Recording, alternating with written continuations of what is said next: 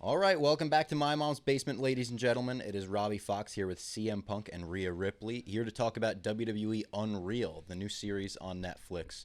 I got to watch the first episode last night. I actually got a screener. I thought it was great. I thought it was very exciting. But obviously, it's weird to navigate how much you want to pull the curtain back on wrestling, especially like in 2025, because it feels like everything's out there already. This is still a peek behind, and we're seeing stuff we haven't seen before. Did you find it weird to navigate that? Is your first instinct when the camera comes on not to unveil everything, to still hold something back? Yeah, for sure.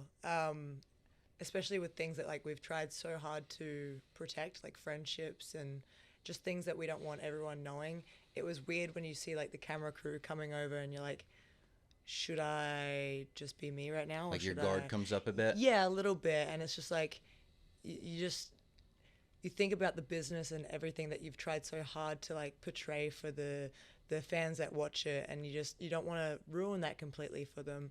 But then at the same time, you're like, that's the whole concept of this thing that we're filming. So it's like it was such a torn situation, and you find yourself just like kind of giving in, but then also like having your guard up, and it's this weird like in between.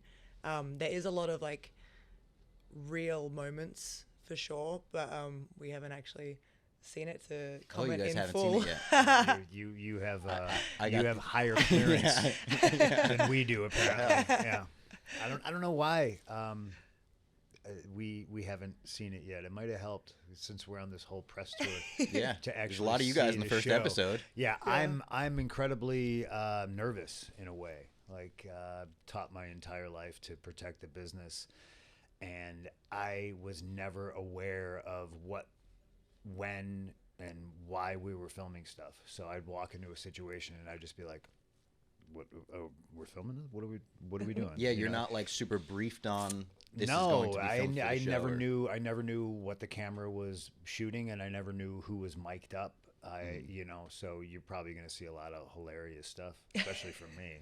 You know how awkward I am. There is a lot of funny stuff in the first episode. A lot of cursing backstage that Love I it. feel like maybe some fans are going to be like, whoa, everyone's dropping F-bombs every other word basically in Isn't the that show. how human beings speak? It though? is Like, basically, yeah. Yeah. Were you guys as fans, did you like to dig for the dirt sheety stuff, the behind the scenes stuff? Did you enjoy the backstage politics as fans? Were you trying to get your eyes on anything you could? I feel like I was definitely like a smart fan. I was more interested in the business side of things, the numbers and the gates, and like how many. Even as a fan. Yeah, I don't know, student of the game from Yeah. an early age. I didn't really. It was there, but I wasn't so into the salacious, like TMZ-esque aspect of it. Like you hear stories about like, oh, like Arn and Sid stabbed each other with a pair of scissors, and you're just like, what? Yeah. And there wasn't an internet, so it's not like Yeah. you could read about it ad nauseum, where Yeah. now today, somebody gets into a fight backstage or something like that, it seems to be this all-encompassing thing that surrounds it. It becomes somebody's life. Hypothetically. Hypothetically. Yeah. No one's doing that. Yeah. What about you, Rhea? Did you dig for, like, obviously the internet was around when you were a fan. Are you Yeah. digging for backstage stuff, rumors? Like, did you enjoy that? No, I think I was just enjoying watching WWE as a fan, and I think that's what's changed so much these days. Everyone wants to know into our personal lives and what's happening backstage, and with social media being such a massive platform now, it's easier for people to actually see those things.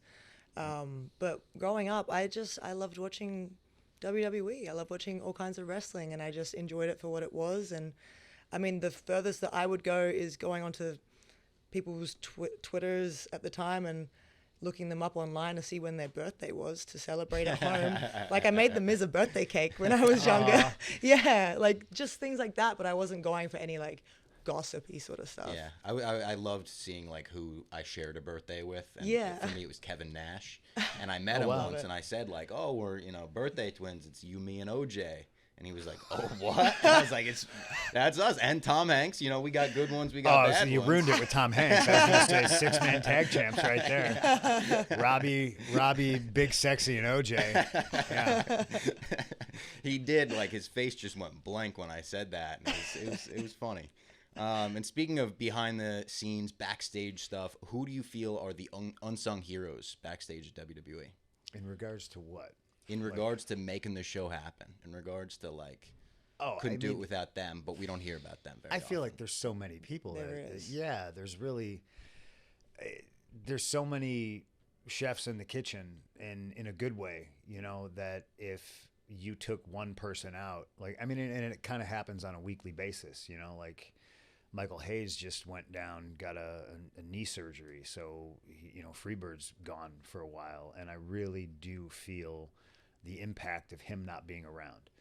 Now, you can text him, you know, but he's at home, and him not being there, like, his presence is missed. You know, I definitely think, you know, on screen, when people get injured, not to upset you or anything. I know where you're going. Yeah. Like, to me right now, Liv being out of commission, like, you can feel her absence on the show, but in that regard too, it's also next man or woman up. I think roster is so talented in front of the camera and behind the camera that, you know, this is our job. So if somebody is missing, everybody else kind of picks up the slack, and, you know, the show must go on type thing. You know, I don't know if there's a one person that if they weren't there, stuff doesn't get done. You know, Triple H obviously is sitting in the chair and he's the boss.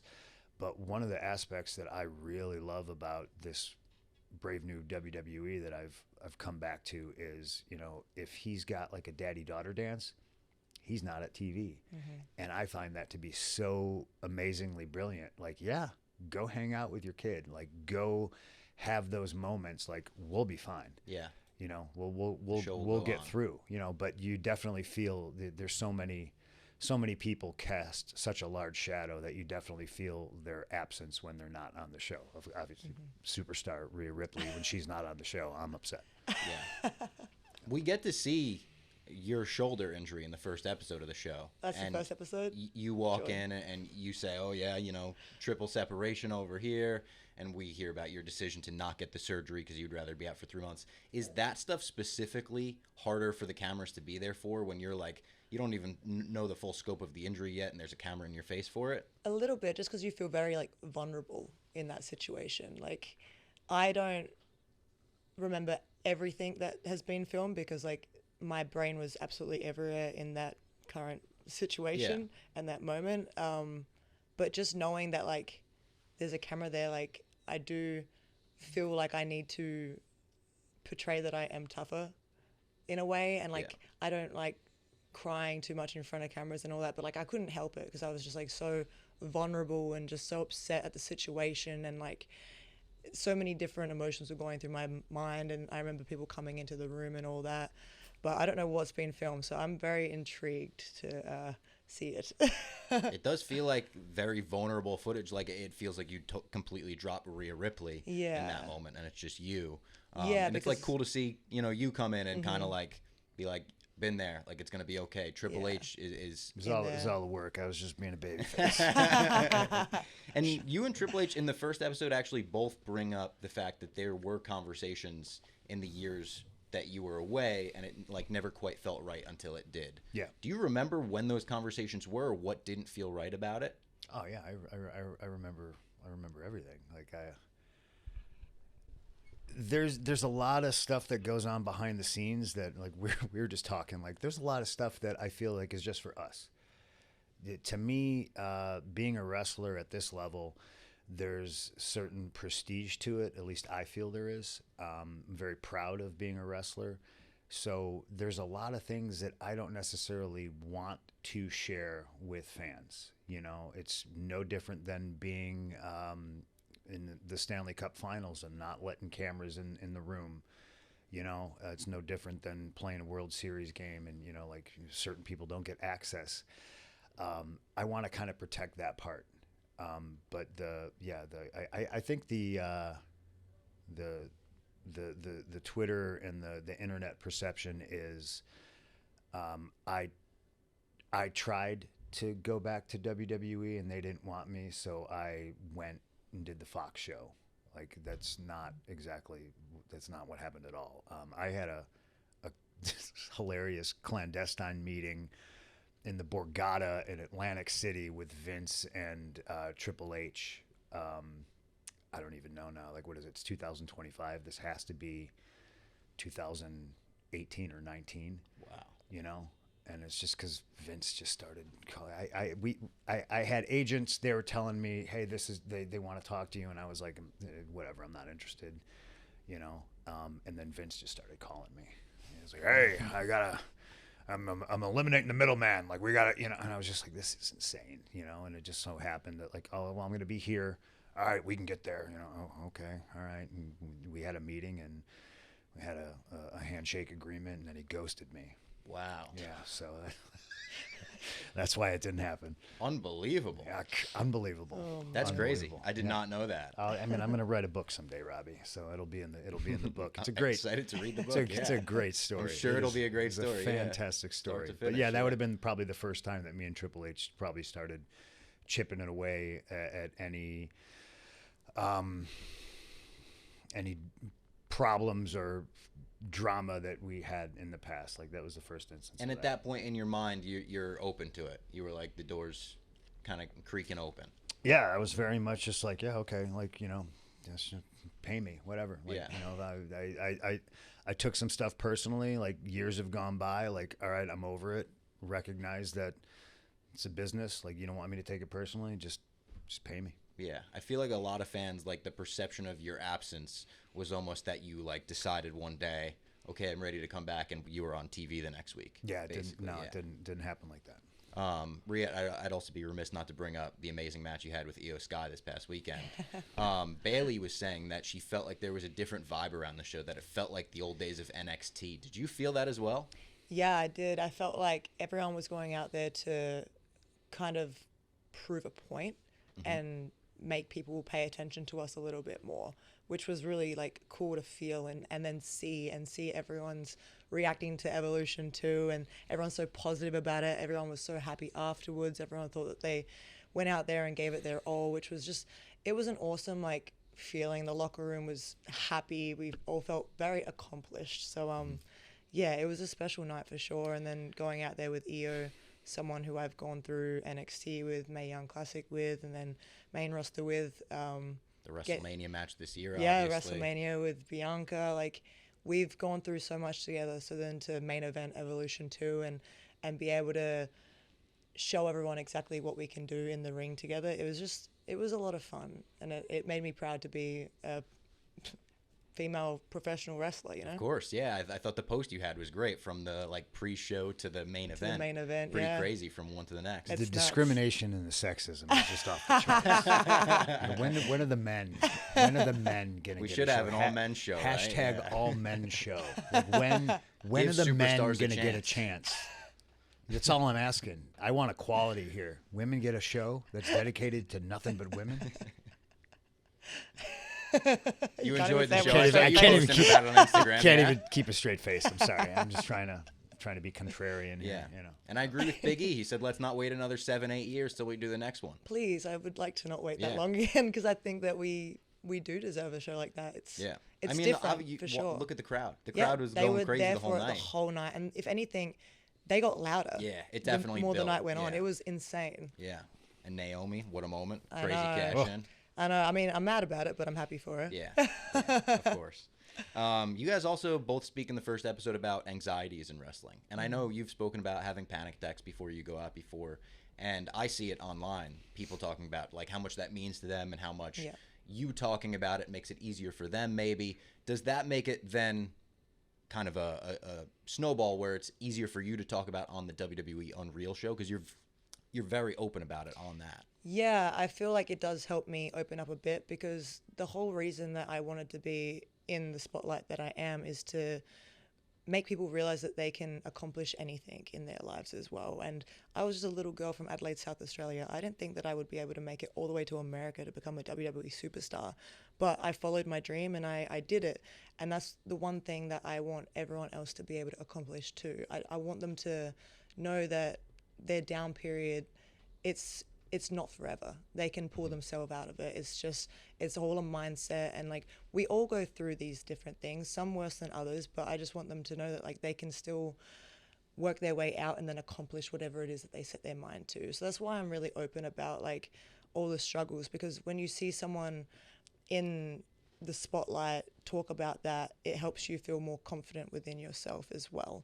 And it makes you feel like we're normal people as well, because we are, like, we still go through all the same emotions as everyone. Like, yes, we are WWE superstars and we are in the spotlight, but like, if anything, that makes it 10 times harder in some situations. Like, going out there and performing live in front of a crowd on live television every single week is a very daunting task, and it's not for everyone. And we all struggle with different situations and different things in our lives, but like, for me, I work myself up to the point that I stress myself out completely, and I overthink a lot of things. I just want to be able to do something, because I don't like being a failure or being perceived as a failure. I don't like stuffing things up. So I really work myself up. But the more I talk about it, the more people can sort of take that into their own perspective in their own life and see that like, I went out there and everything looked fine. Mm-hmm. I didn't show any of that while I was out there. So they can then use that as their own personal gain as well. Yeah, we would never be able to tell. And you also speak about when you go out there, you feel the anxiety subsides when your music hits. Yes. And you're able to just feel normal in the ring. I mean, it's Is that your whole career? It's a sensational job, but it's still a job. Yeah. Right? So there is very much, you know, you're in your own head until, like, for me, the most freeing thing in the world is going out there and not having any, like, I want complete chaos. Mm-hmm. If I'm wrestling you, I would rather not see you all day. Really? And I would rather just go out there. Yeah, because when I'm in the ring, I'm not an actor. I'm a reactor. Mm-hmm. I'm reacting to you. I'm reacting to the referee, and I'm reacting to the people. And too often times I feel like we get in our own, I'm stepping on my own dick here when, you know, we're mapping all this stuff out. And, you know, if we're making bagels and we open the shop door and everyone comes in and they're like, pizza, and I'm like, nope, bagels. Yeah. No, you gotta pivot. Yeah. And it's a lot easier to pivot if you're just like, you know, we didn't make shit. What do you guys want? You want an omelet? We'll make an omelet. Here you go. I'm a little bit old school that way. It makes me more nervous, like, the more I talk about it and the more planned out things are. I need stuff to be a little bit loose and a little bit helter skelter, and then I'm in the pocket. It's funny because in the first episode of the show, you guys get a lot of I don't know, you get a lot of guff for going over your time. Who? You and Seth. There's like a panic backstage. Abyss is screaming at the monitors, apologizing to Bruce Pritchard. I'm so sorry. Are you mad at me? For what? For what? For the Netflix debut main event. Huh. I thought I hit my time. How about that? I think because that was the first Netflix show, everybody had this super lackadaisical, like, we're on Netflix. They mentioned that, yeah. Do Bruce is like, everyone thinks we could go 3 or 4 hours. We can't. And so, like, we're trying to tell people, like, no. Like, you got to stick to your times. Like, because to me, a show length is pretty paramount. Yeah. Like, I don't want to do anything for 3 hours. Yep. I don't care if it's my favorite movie. It doesn't need to be 3 hours. Mm-hmm. You could always find ways to trim the fat. Like, I think 220, 230 might be pushing it. That's the sweet spot for me. Yeah. I didn't know. I thought we hit our time. Because I remember Bruce begging me. He's like, get us out at this time. And I was like, no problem, man. Yeah. And I wound up cutting a ton of stuff. Well, they mentioned that. They mentioned the stuff you cut. It's real inside baseball. Like, they're boy, like, they cut the Anaconda Vice. I hate it already. What inspired your WrestleMania looks this year? I saw a lot of people talking like, why did he choose the yellow trunks? Why did he choose the yellow kick pads? Like, why did I choose the yellow trunks? I don't know. Oh, okay. Well, she doesn't know. I don't know why. I don't know why I asked her. I haven't watched it yet. What I don't know if you said it. Wow, I watched your match. It was very good. Thanks for watching. I honestly, like, not blowing smoke, I feel like those two matches are up there with everyone's, like, matches of the year. The two triple threat matches from WrestleMania this year. They were the best matches of the weekend. Yeah. Exactly. I was there. They definitely were. Was there a purpose for the yellow? Was there a reasoning? People were saying it was the pipe bomb inspired gear. I think it didn't really have like too much sentimental value, but for sure I was just like main event WrestleMania, Vegas, pipe bomb, like Heyman in my corner. It kind of felt like it was just like a do-over for me. Like this is what was supposed to happen in my egotistical brain, like in 2011 when CM Punk became biggest star in the industry. Like it was just I got a do-over. Yeah. So I wore the same yellow. We were in Las Vegas. It was kind of poetic. I thought that was great. And what about your WrestleMania look this year? I feel like I always seem to like try and go for something that reminds me of my character in a way. And at that time, I thought the best thing was the Batman Who Laughs. Yeah. So that's where the inspiration came from, the crown and everything. And then Jason Baker put like a little bit of his own magic little dust on the crown with the hands and all that. Yeah. But that's pretty much what I was going for that. Is that the I thought crown that was that I think I broke before you? Yeah, that one. Yeah. Oh no, you broke that? You broke Rhea's WrestleMania Super crown? inside baseball now. It's gonna be in WWE I'm surprised this one wasn't day. on Netflix on WWE Unreal. Well, I haven't gotten there yet. It might have been. Okay. It still might be there. I won't spoil it then. I've got like a rapid fire segment I've been doing with all the wrestlers that I've interviewed recently. So just the first wrestler that comes to mind for these questions. The strongest wrestler you've ever been in the ring with. Ooh, Bianca. Brock Lesnar. The funniest wrestler you've ever met.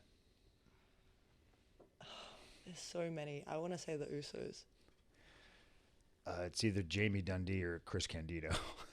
Okay. I think Jamie Dundee, just because he's such a character. The stiffest wrestler you've ever been in the ring with.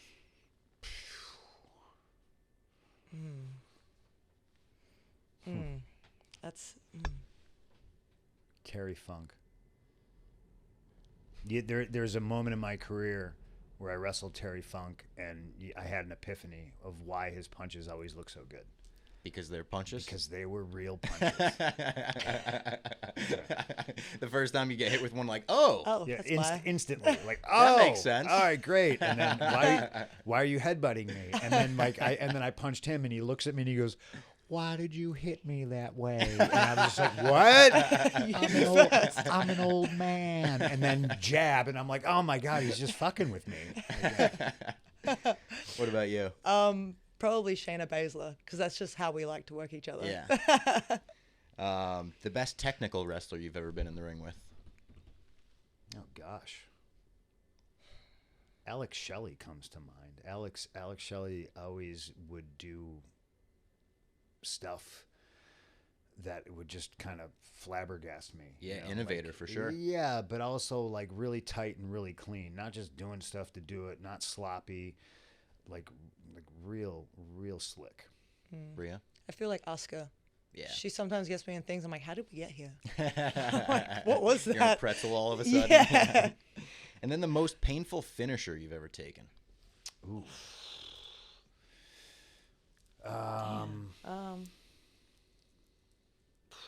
Probably Naya's. I don't know. I've taken so many. I'm trying to think. A few have put me on the shelf too. Have there been any like moments where, since your return to wrestling, you've been like, oh fuck, like that's like, like it brings back a memory from 10 years ago, and you're like, shit, yeah. I don't know.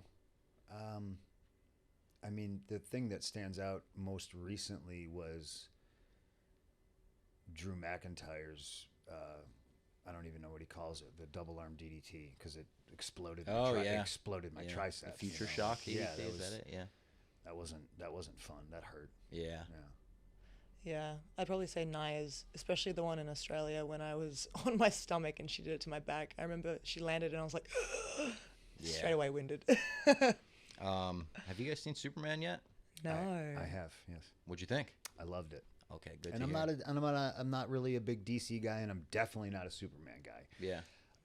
Best DC movie, I think, and I'm not counting the Batman movies. I feel like they figured out the Batman stuff for years. You know, like we got the Nolan trilogy.